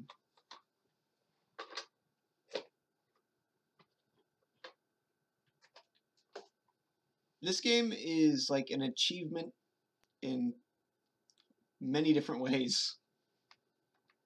First of all, it's actually just a good game. It plays pretty solidly. Graphically, it's impressive. The music is actually pretty decent. It's just a great production altogether. Something I like is that they even changed the Super Nintendo controller, because I think everyone agrees this was based on the Super Nintendo version.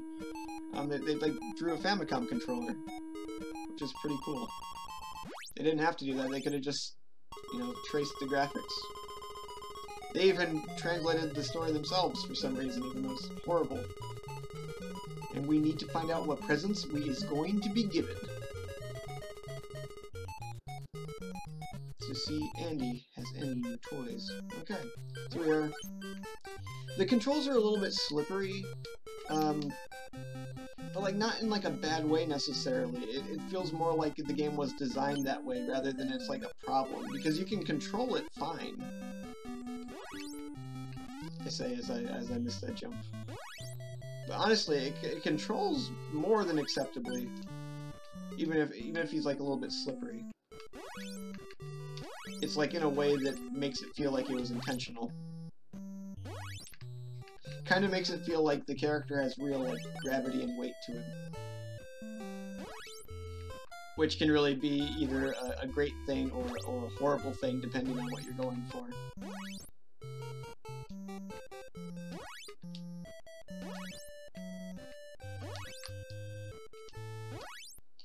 This game's also really, oh jeez, really short, so we might try and get through the whole thing.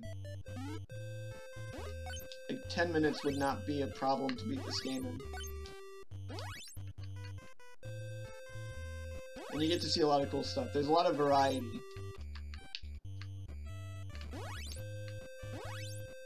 I think I can actually probably stay on the ground here.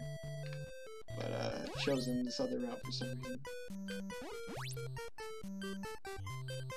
There we go. We get some contra music. Woody dancing around like a freak.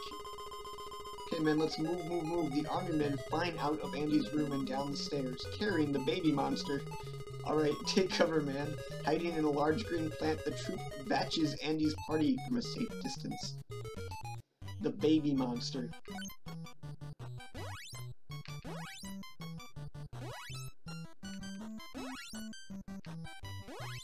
I guess this game did produce one meme, right? It's that that title screen image of Woody. I don't get how Baby Monster didn't become a meme. In my opinion, that's the better one. Oh, also this game is a brilliant retelling of Toy Story. Oh shoot.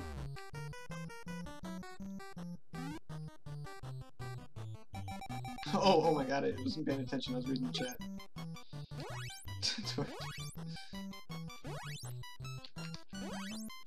Is that what that is? Is that why the music sounds so good?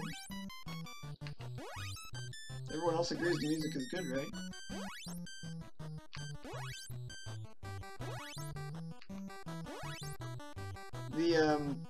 The in-between level music is a little bit not great, but oh my god. Shoot. That's weird. I'm usually much better at the game. Believe me. Also, Blue Rex is down there. A new character that was added specifically for this game. A brand new creation.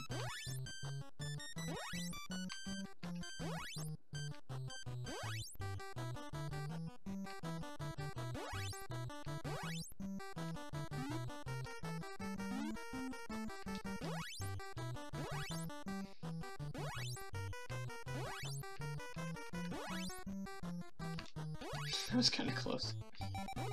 I don't think you can kill the sharks or harm them at all, even, so I haven't been trying to. Honestly, even if you could, I don't know what good that would do you.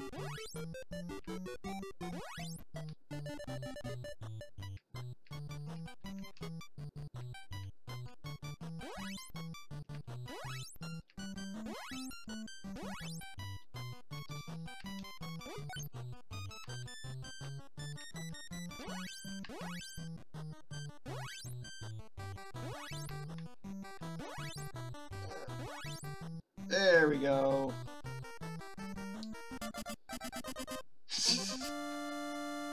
Love that. How did I get under here? It must be an accident. Is that a Q? And he's excited about his new toy. I'd better go and take a look. Hey Rex, wham, potato weed, come and check out Andy's new toy. Wello, are you Andy's new toy? No, I'm Buzz Lightyear Space Ranger, Universe Protection Unit. I'm stationed, in the Gamma Quadrant of Sector 4. What, you think you're a real Space Ranger? Hey guys, Andy's new toy thinks he's got lasers and can fly. Hey, you say he was a laser. How come? You don't have a laser, Woody. It's not a laser, it's a little light bulb that slinks. Gee, Woody, sounds like Waster envy. Maybe we need a race to settle this. What an amazing story. And then instead of a race, they fight each other in the nightmare dimension. Where it says mate. It's the only blocks he has are M, A's, and 8's. Oh, here you gotta be kind of careful because if you do it wrong, you can like spawn him off the screen. But you also gotta avoid his laser, which is actually quite difficult if you get running in the wrong direction. But the background's really nicely drawn. Like, this is really good if you're making a Toy Story horror game. I can't think of a much better way of doing it. Oh, shoot. Ah, too slow.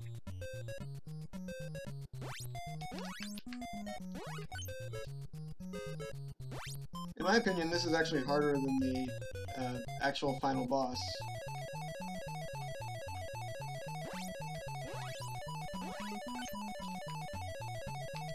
Whoa! It's not really fair for him to be up there. There we go. Another level completed.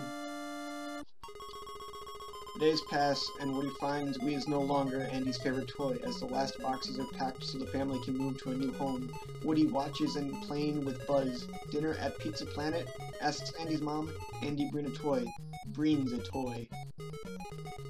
Andy will take Buzz unless I can wide him behind the cupboard, so Andy was to take me instead. Woody picks up RC Car's remote control and starts up RC. Now if I can just bump the car into Buzz. And now we have a brand new type of level, which is, again, like, really well drawn. I'm having a little bit of issue here because I forgot that this part controls very oddly at first anyway. Eventually you get the hang of it. When I first got the game, I was playing this pretty much every day, actually, just because I'm really interested in this game, and I'd like to see what other stuff. Is it Yi Hao Yang? Is the guy who made this? I'd like to see what his other stuff was, because I think he did a few Disney games.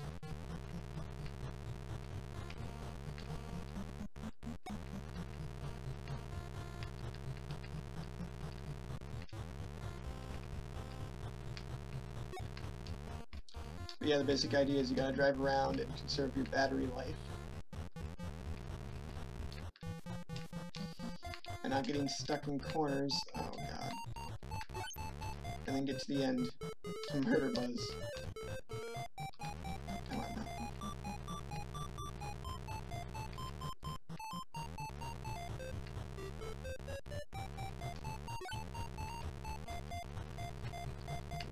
And there we go! Even animated that. Lots of animations. It's all very well done. And then it just repeats the same thing. And I suspect there's something missing here. Like another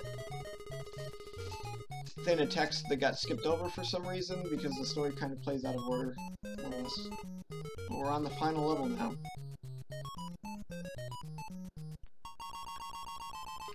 You'll notice in the back it says Toy Sotrai, which is the sequel to this game. I'm not sure if you've played it. And then I think that the background text is that's above that is supposed to say something as well, but I have no idea what that could possibly be.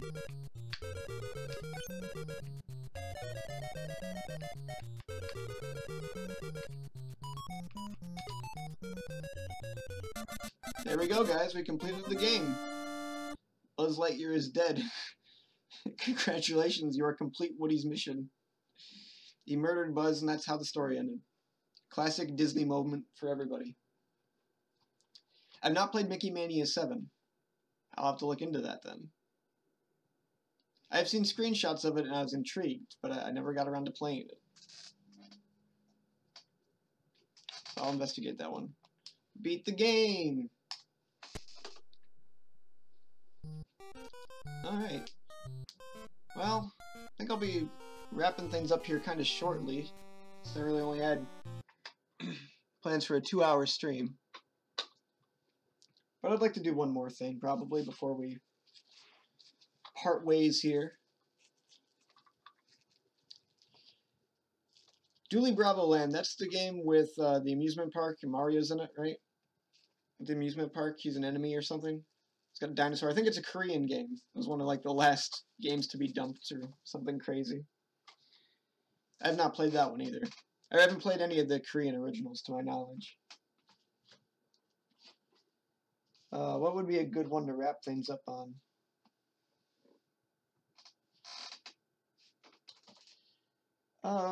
Geez, there's so much other stuff we could have looked at. How difficult.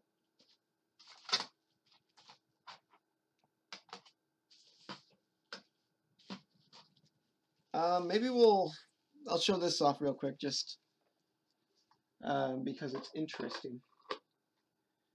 Goku, like Goku from Dragon Ball, is in Dooley Bravo Land? Or is it just like the character from Journey to the West? So this is interesting. For whatever reason, this is a game that messes up the ABS's menu. Runs fine other than that. I don't know why it does this. But this is 9 Gloatin' Dragons. You see, everything works fine after that. I can't remember which ones are the most interesting on here. I mean, they all kind of are, so I guess I'll just pick one at random. And stop. There's some YZ game. It's Golden Axe 2.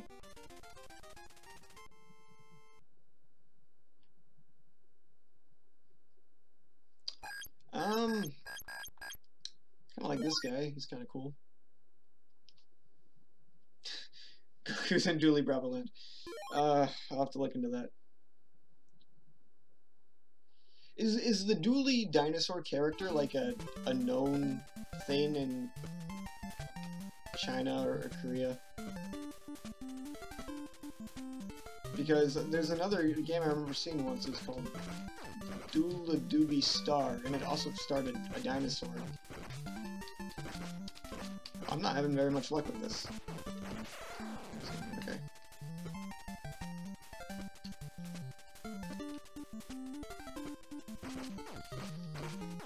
So I've played the original Golden Axe at least once. I think I played it on Game Boy Advance.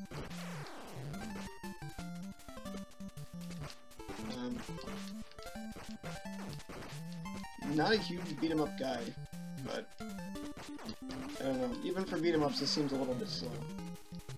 Jumping feels nice.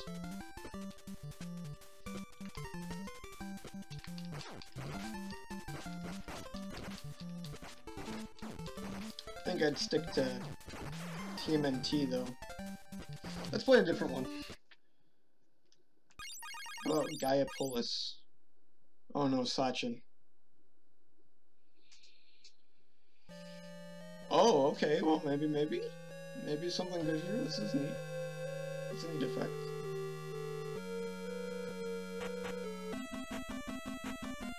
Alright.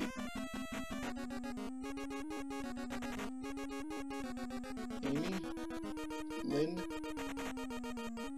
Ken. Yeah, okay, I'll be the dinosaur guy.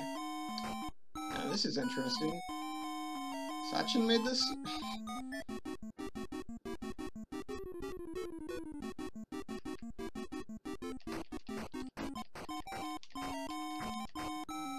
Oh, this is interesting. It's kind of like a top-down. Not really beat 'em up even. It's more like kind of close to like a Zelda thing almost.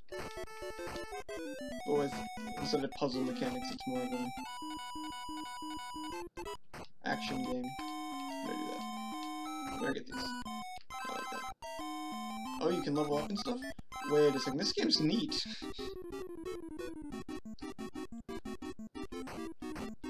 I see I have 99 credits. Is there any chance that this was like set up in an arcade at some point? Because something I've been studying recently is Brazilian bootlegs, and I know there's instances of people editing like Killer Instinct, the Super Nintendo version, to be a coin-op game.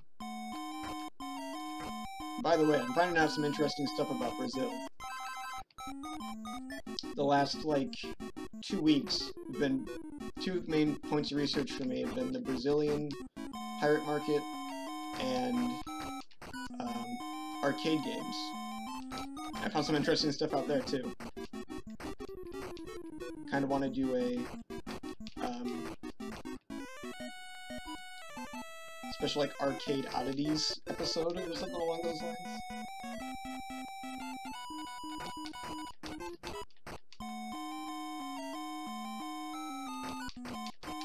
Primarily with Brazil, I'm finding that there seems to have been a few like Mario ROM hacks, like really early ones, like 2000, that might even have been produced in Brazil that were released on cartridge there.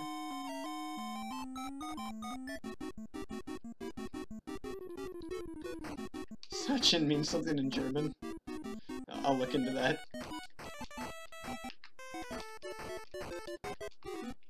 Okay, so this game is actually like really fun.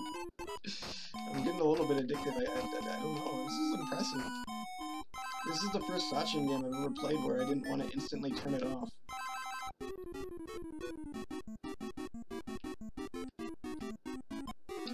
Oh, my shield doesn't really work. That's okay.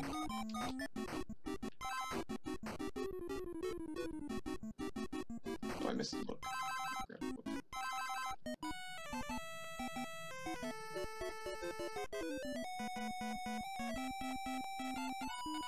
Oh. Okay, well, I will look into the original version of this because I am a fan of this thing right here. This is amazing. I really like this. Okay. Well, unfortunately, we gotta cut it there because I gotta go pick up my sister from school. So I just want to thank everybody who stopped by today. This was really great. We had great chat interaction. There was actually a ton of stuff that I wanted to talk about that we just never got around to. So there's room for future streams. Those of people who weren't able to make it will get like an uploaded version of this on the secondary channel, and then might do like a highlight version of this video for this channel. We'll see what happens. But I just appreciate everyone for hanging out with me, and I'll see you guys next time.